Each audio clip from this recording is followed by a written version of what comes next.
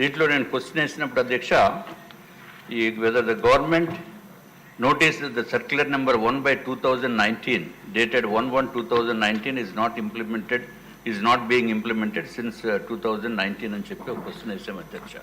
అది అన్ఫార్చునేట్గా దీంట్లో ఇది మిస్ అయినట్టుందండి, మిగిలినవన్నీ వచ్చినాయి. బట్ ఏదేమైనా మంత్రివర్యులు కూడా నేను ముందే చెప్పడం జరిగింది అధ్యక్ష, వారి దగ్గర ఆన్సర్ కూడా ఉంటుందని భావిస్తున్నాను అధ్యక్ష. అధ్యక్ష ఇది ఏంటంటే ఏపీఎస్ ఆర్టీసీ 49,000 మందికి సంబంధించిన విషయం అధ్యక్ష.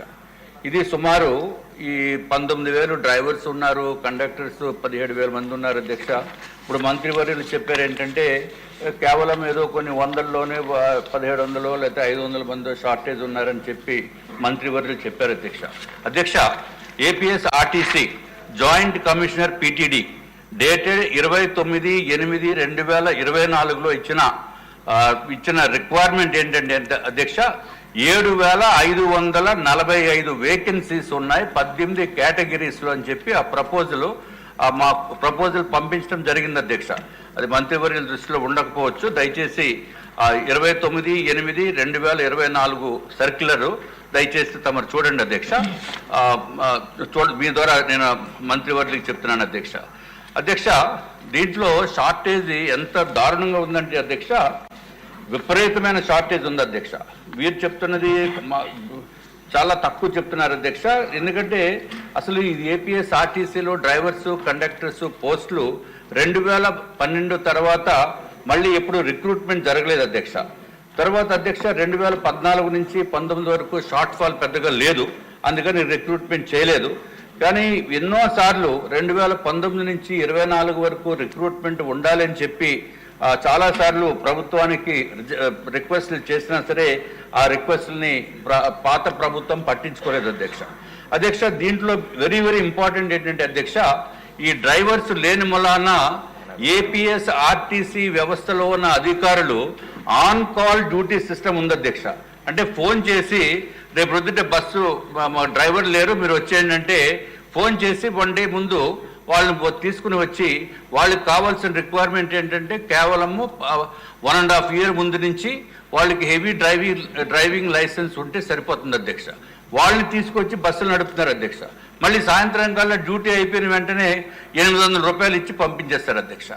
ఇది ఆన్ కాల్ సిస్టమ్ ద్వారా చేస్తున్న వల్ల 70 సంవత్సరాలు ఎప్పుడు లేదు అధ్యక్ష. 76 సంవత్సరాలు అయింది ఏపీఎస్ ఆర్టీసీ వచ్చి. అప్పటి నుంచి కూడా ఇటువంటి system on call duty system అనేది లేదు. అది పాత ప్రభుత్వం నుంచి మొదలుపెట్టారు అధ్యక్ష. ఇది చాలా అత్యంత దారుణం అధ్యక్ష. ఎందుకంటే బస్ డ్రైవింగ్లో ట్రైనింగ్ ఉందా లేదా అనేది కూడా చూడకుండా చేయటం అనేది ఇది కరెక్ట్ కాదు. అట్లాగే వాళ్ళు మెడికల్గా ఫిట్గా ఉన్నారా లేదా, ఎక్స్పీరియన్స్ ఉందా లేదా, అటువంటిది కూడా చూడకుండా ఆ విధానాన్ని మళ్ళీ మన ప్రభుత్వం వచ్చిన తర్వాత కూడా కంటిన్యూ చేయకూడదని చెప్పి మంత్రివర్యులకు నేను తెలియజేసుకుంటున్నాను అధ్యక్ష. అధ్యక్ష, ఇంకొక విషయం ఏంటంటే ఇది ఇటువంటి ఆన్ కాల్ సిస్టంలో ఏదైతే డ్రైవర్ని ఎక్స్పీరియన్స్ లేని డ్రైవర్ని తీసుకుని వచ్చిన వలన ఇదివరకు ఏలూరు నుంచి భీమవరం సర్వీస్లో ఏలూరు డిపోకి చెందిన బస్సు అధ్యక్ష మండవల్లి దగ్గర బస్సు ఓవర్ స్పీడ్ తోటి టీవీఎస్ 50ని గుద్ది ఒక భార్య భర్తలు చావుకి కారణమైంది అధ్యక్ష. వాళ్ళ వయసు కేవలము 47-50 సంవత్సరాలు ఉన్న వాళ్ళ అధ్యక్ష. వాళ్ళు చనిపోయారు అధ్యక్ష. అట్లాగే అధ్యక్ష ఈ బస్సు కూడా పక్కన పడిపోయింది అధ్యక్ష. ఆ బస్ నెంబర్ 0446 అధ్యక్ష. సుమారు 1 year అయింది. ఇది ఆన్ కాల్ డ్యూటీ సిస్టమ్ని ఇది కేవలం ఒక ఎగ్జాంపుల్గా తమ దృష్టికి నేను చేసుకొని వస్తున్నాను అధ్యక్ష. అధ్యక్ష, ఇంకొక విషయం ఏంటంటే ప్రతి డిపోలో అధ్యక్ష 50 మంది నుంచి 100 మంది ఆన్ కాల్ సిస్టమ్ ప్రకారము వాళ్ళు పనిచేసే పరిస్థితి ఉంది అధ్యక్ష. టోటల్గా అయితే మనకి 169 డిపోలు ఉన్నాయి అధ్యక్ష. అంటే సుమారు 6,000 మంది నుంచి 7,000 మంది ఆన్ కాల్ డ్యూటీ సిస్టంలో పనిచేస్తున్నారు అధ్యక్ష. ఇది వాళ్ళని కావాలంటే రెగ్యులరైజ్ చేసి వాళ్ళకి పూర్తి ట్రైనింగ్ ఇచ్చి రెగ్యులరైజ్ చేసి ప్రజల సురక్షితంగా ప్రయాణం చేసేటట్టు తీర్చిదిద్దవలసిన బాధ్యత ఏపీఎస్ ఆర్టీసీ అధికారులపైన ఉంది అధ్యక్ష. అధ్యక్ష, క్లోజ్ చేస్తాను అధ్యక్ష. అధ్యక్ష, ఇంకొక వెరీ ఇంపార్టెంట్ ఏంటంటే అధ్యక్ష ఈ 1/2096 అధ్యక్ష. ఇది సారీ అధ్యక్ష, ఇది 1/2019 డేటెడ్ 1/1/2019 అధ్యక్ష. ఇది మన పాత ప్రభుత్వము ఏదైతే జగన్మోహన్ రెడ్డి గారి ప్రభుత్వం ఉందో ఆ ప్రభుత్వము దీన్ని కంప్లీట్గా విస్మరించింది అధ్యక్ష. దీని ప్రకారమే అన్ని డిపోలకి ఇన్స్ట్రక్షన్స్ ఇవ్వాల్సిన రెస్పాన్సిబిలిటీ మంత్రి గారికి ఉందని చెప్పి తమ దృష్ట్యా నేను తెలియజేసుకుంటున్నాను అధ్యక్ష. ఎందుకంటే అంతకుముందు 13/3/2018లో 1/2018 అని చెప్పి ఒక సర్క్యులర్ రిలీజ్ చేయడం జరిగింది అధ్యక్ష.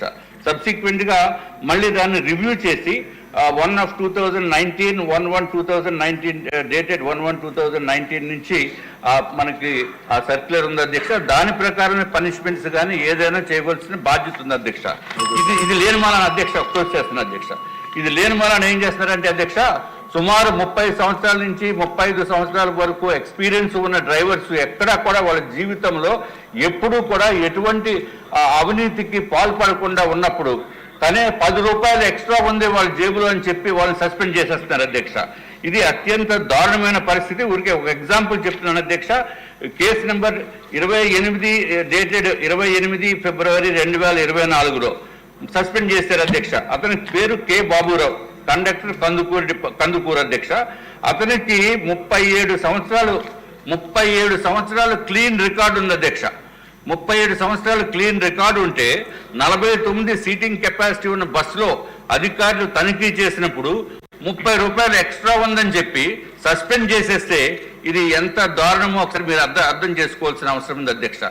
ఏదైతే ప్రయాణికుడు దాంట్లో ఉన్నవాడు తర్వాత ఇంటికి వెళ్ళిపోయిన తర్వాత అమ్మాయి మళ్ళీ ఇన్ రైటింగ్ లెటర్ ఇచ్చి, అయ్యా నా తప్పు పొరపాటు, నేను డబ్బులు ఇవ్వలేదు, నేను టికెట్ తీసుకోవడం మర్చిపోయాను అని చెప్పి లెటర్ ఇచ్చినప్పటికీ కూడా ఈ విధమైన పరిస్థితి 10 రూపాయలకి 30 రూపాయలకి సస్పెండ్ చేసేస్తామంటే అసలు ఎంత దారుణం అధ్యక్ష ఇది. దయచేసి ఇమ్మీడియట్ గా అధ్యక్ష మా పార్టీ తరఫున కూడా మేము డిమాండ్ చేస్తున్నాము.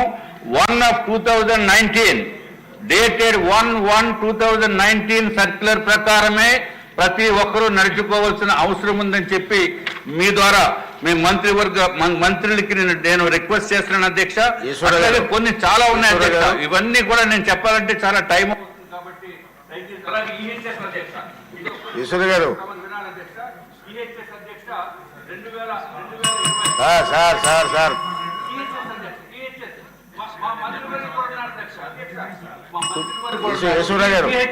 ఈశ్వర గారు ఉన్నారు.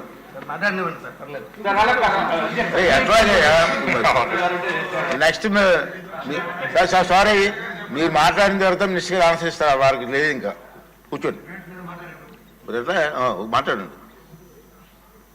నెక్స్ట్ మంత్రి గారు మీదే అధ్యక్ష. ఈహెచ్ఎస్ ఏంటంటే అంతకుముందు ఎంప్లాయీస్ హెల్త్ స్కీమ్ అధ్యక్ష. ఇది వరకు ఏపీఎస్ఆర్టీసీ ప్రభుత్వంలోకి విలీనం అవ్వకముందు వాళ్ళకి అన్ని సదుపాయాలు ఎక్కడ వాళ్ళకి ఏపీఎస్ఆర్టీసీలో ఉన్న హాస్పిటల్స్ దగ్గరికి వెళ్తే రిఫరల్ ఇచ్చి వాళ్ళకి మంచి వైద్యం వచ్చేది అధ్యక్ష.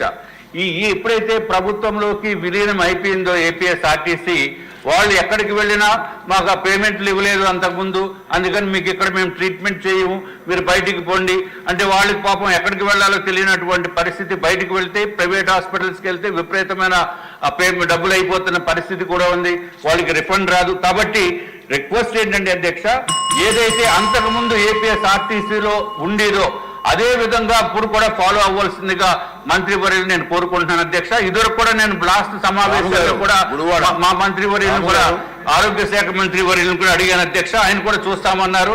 ఇప్పుడు ఇద్దరు మంత్రులు పక్కనే ఉన్నారు కాబట్టి దయచేసి కూడబలుక్కుని రేపటి నుంచే అమలు అయ్యేటట్టు చూడవలసిందిగా మిమ్మల్ని కోరుతున్నాం అధ్యక్ష.